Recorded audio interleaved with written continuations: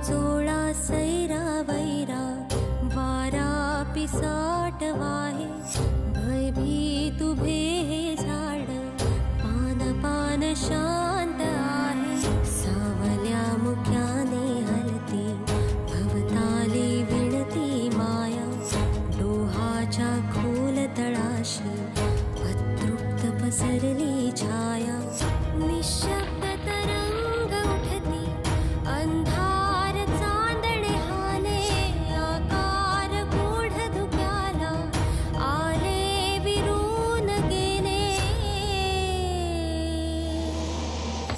रात्रीस खेळ चाले रात्रीस खेळ चाले रात्रीस खेळ चाले रात्रीस खेळ चाले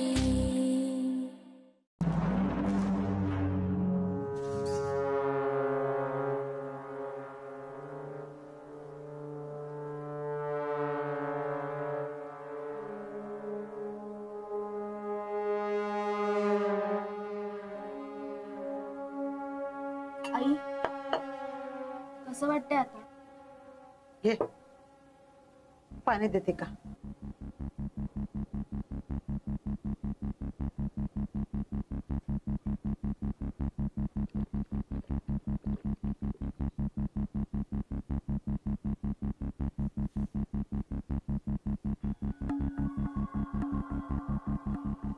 काय गो, काय झालं सरिता? असा अचानक गरगरलो कसा?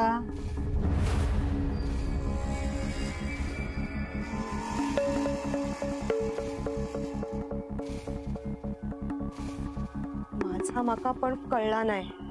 अगो पण तू निलिमा वहिनीकडे गेलो होतस ना? हो, मी बोलवलं होतं तिला आणि आली होती ती वर. आमचं बोलणंही झालं. नंतर मी माझ्या कामाला लागले आणि ती आली खाली. तेवढ्यात तुमच्या सगळ्यांचा आवाज आला. पूर्वा जोरात ओरडली आईला चक्कर आली म्हणून. त्यामुळे मी खाली आले. सरिता काय झालं? अगो काय बघितलंस तू? आई अहो थकव्यामुळे चक्कर आली असेल. हो ना सरिता?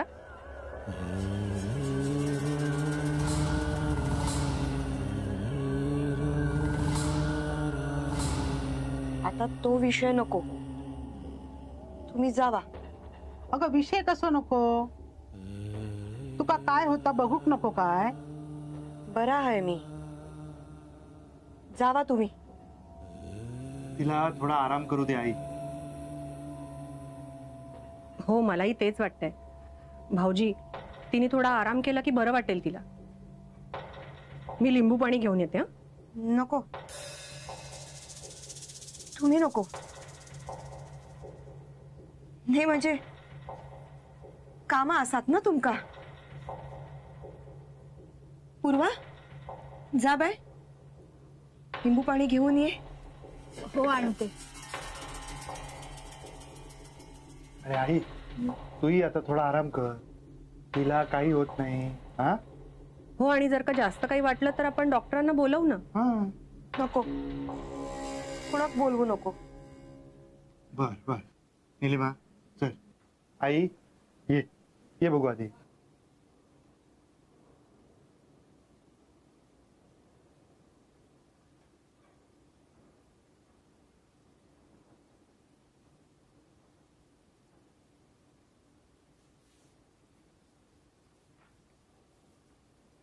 बरं वाटतं ना? वय पड जरा, मी येईल. अहो किती उठतस? आराम कर जरा. बरा नाही आहे ना? थांबा, मका तुमका काहीतरी सांगूच. सरिता अगं नंतर बोलू. आताच ऐका, नंतर वेळ निघून गेलेली असत. काय झालं? आता ह्या घरात सगळा वैतच राहणार. म्हणजे? हो, मगाशी जाऊबाईंनी माका त्यांच्या खोलीत बोलवल्याने मी गेले त्यांच्या खोलीत. त्या माका काहीतरी समजावित होते हो, बोलत होते हो. आमचा बोलणं झाला तसा मी थैसून निघाले. जाऊबाई काम करूक बसले. मी चुलीजवळ इले. पाण्याचा एक घोट घेतलंय नाय तोवर जाऊबाई समोर. काय? ताच तर सांगताय. अगं पण वहिनी वरच थांबलेलो ना. मग खाली कशो इलियो? ता बघितला तेव्हाच तर चक्कर इली. हे तू सगळ्यांना का नाही सांगितलं? वहिनी पण थंय होते ना. कुणी विश्वास ठेवल्यानी असता माझ्यावर? जाऊबाईंचा तर भलताच चालला असता. माकाच खोटा ठरवल्यानी असता. पण हाच झाला हा. लय भयानक हा या. आता हाच पैत रवणार. ही जातील मुंबईत नंतर आपल्याकच भोगूक लागत. लक्षात ठेवा, यापुढे घरात कोण एकटा राहूक नको. होय.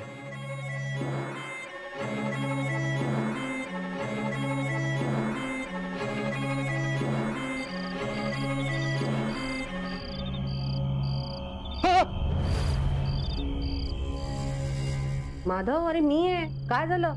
काही नाही. काही नाही. काय केवढा नाही त्याचा क्लास? काही नाही अगं, ते आलं लक्षात. तुलाही आता सगळीकडे काही ना काहीतरी दिसायला लागलंय इतरांसारखं. ती सरिता इथून खाली गेली, तिला अचानक काहीतरी झालं. तुम्ही सगळ्यांनी ना तुमच्या मनातली ही भीती आधी काढून टाका, म्हणजे सगळं व्यवस्थित होईल.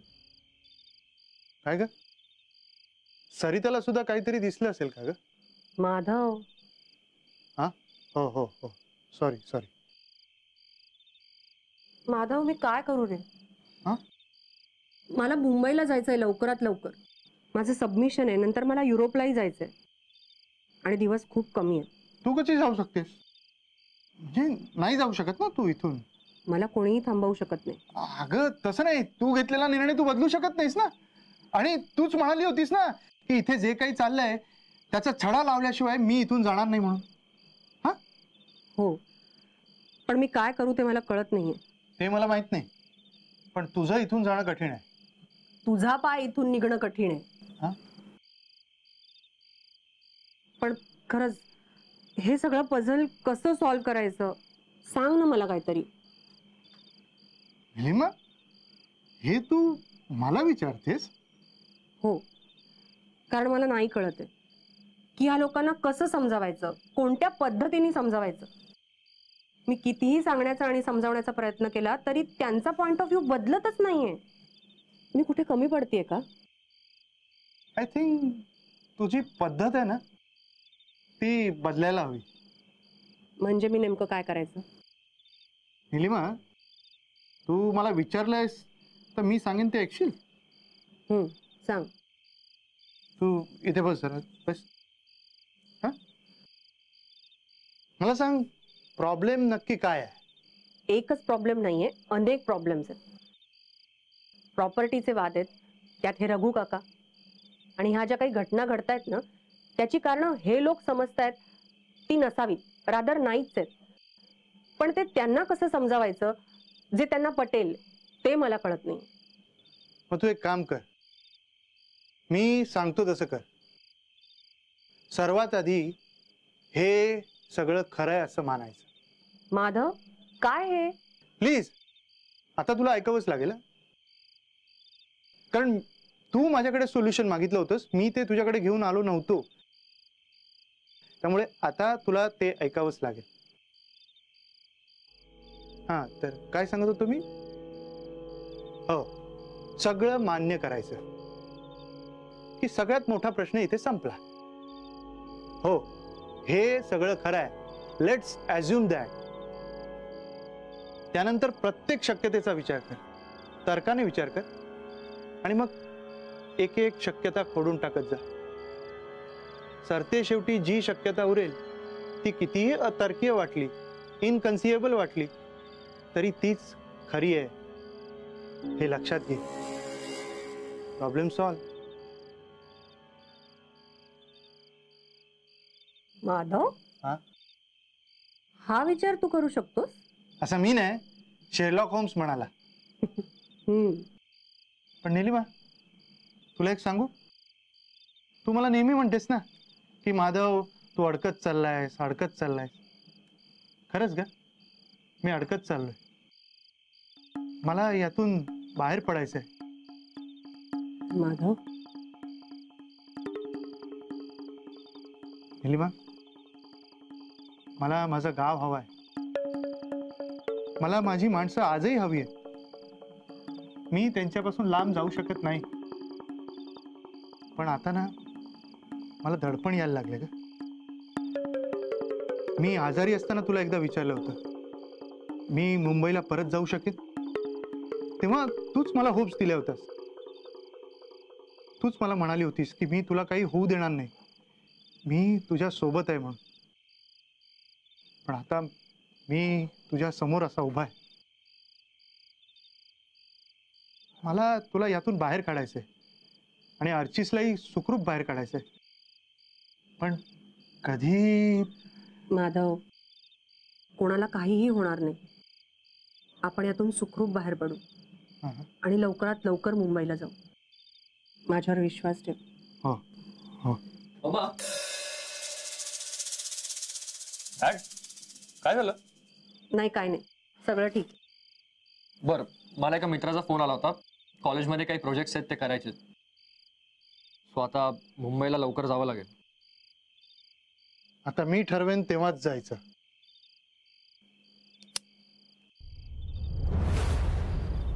बघू.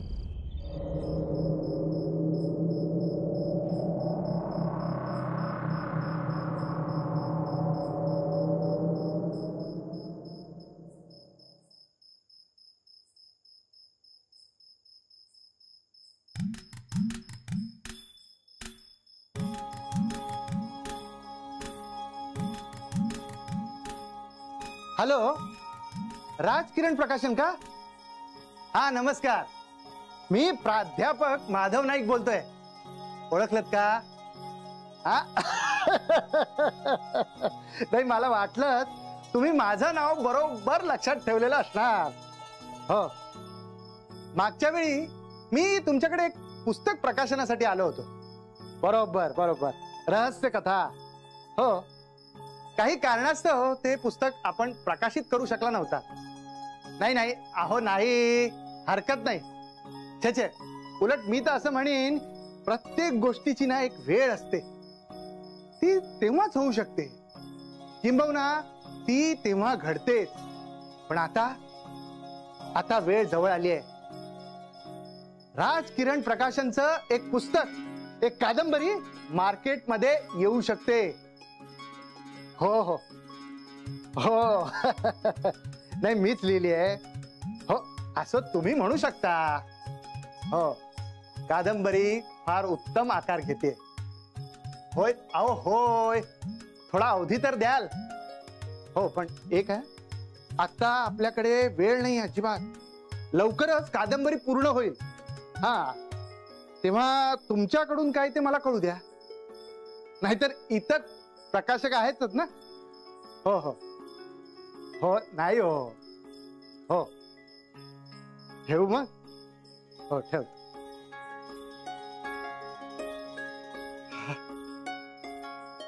कादंबरीकार प्राध्यापक माधव नाईक. आई, हे आई, आई, हे आई, हे आई, एक खुश खबर आहे. अगं, तुझ्या मुलाचं पहिलं पुस्तक प्रकाशित होणार आहे. आहेस कुठ? आई, हे आई, काय झालं? हा, अगं, तुझे एवढे 3 मुलगे तुझ्या जवळ असताना तू रडतेस कसली? आम्ही आहोत ना. रे, तुम्ही सगळे. मग पण या काय चाललेला रे? काय ना काहीतरी होतच रे, घडतच काय ना काहीतरी.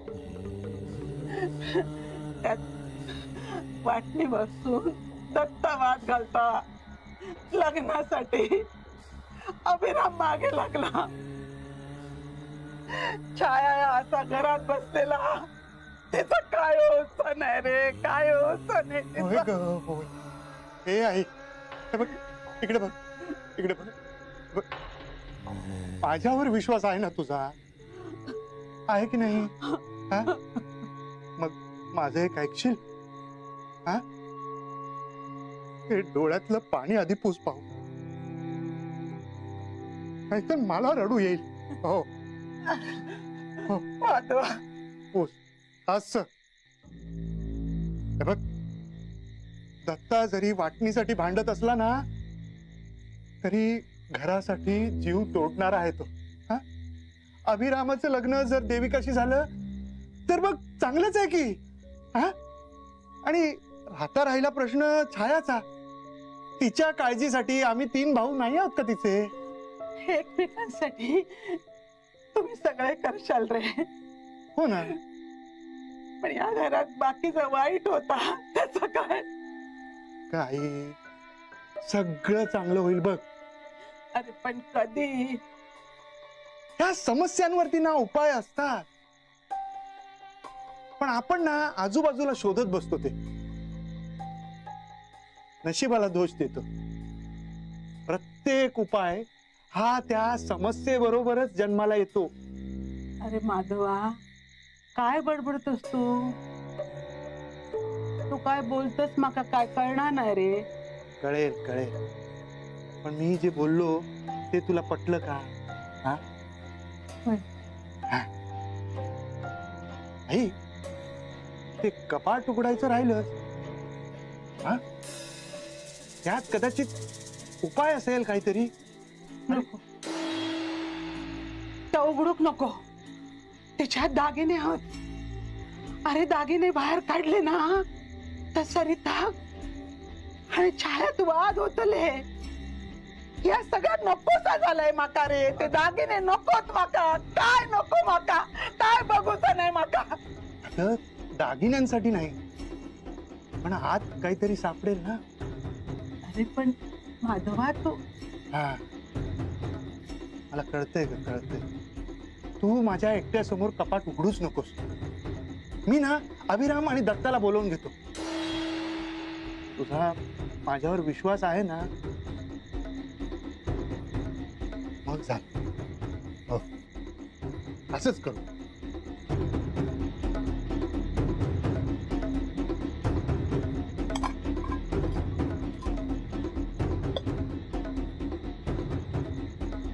हे घे चावी. नाही नको, तू स्वतःच्या हातानेच कपाट उघड. हा? बरं, मी उघडते. दत्ता आणि अभिरामाक पण बोलव. आत्ताच बोलवतो. अभिरामा, दत्ता, दत्ता. माधव हाक मारता तिला मी जाऊन. हो, हे बघा, माका चक्कर किती आयली ता सांगू नको भाऊजींका, नाहीतर त्यांका त्यांच्या बायकोक बोलताय म्हणून राग यायचो. आणि हा, स्वतः सांभाळा. तू आराम कर, मी येईल. थांबा, काय करतस? मी पण येते. अगो तुझी तब्येत बरी नाही सरिता, पड तू. काय नाही व्हाईत माका. हाक किती मारतात ता बघूया. चला ना. ए अभिरामा,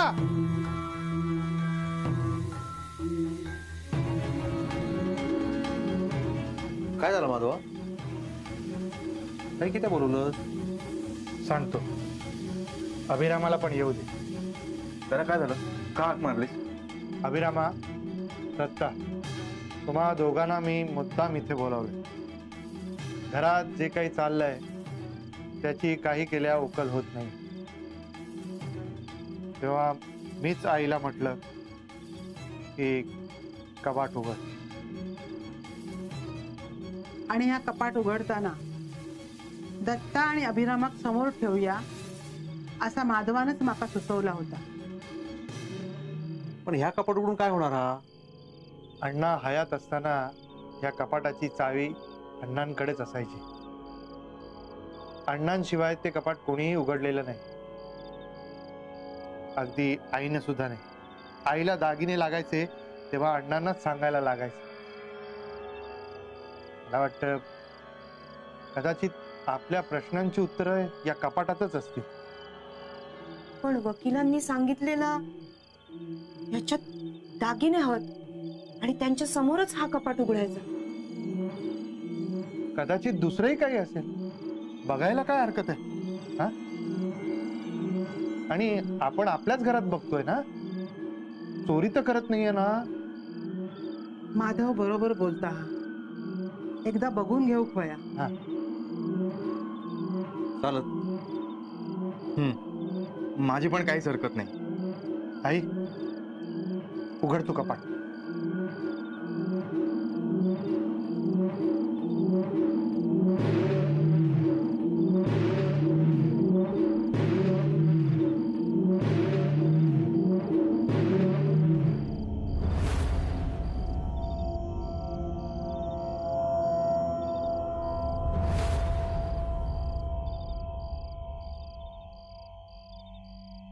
आई, दुसरी चावी लावून बघ.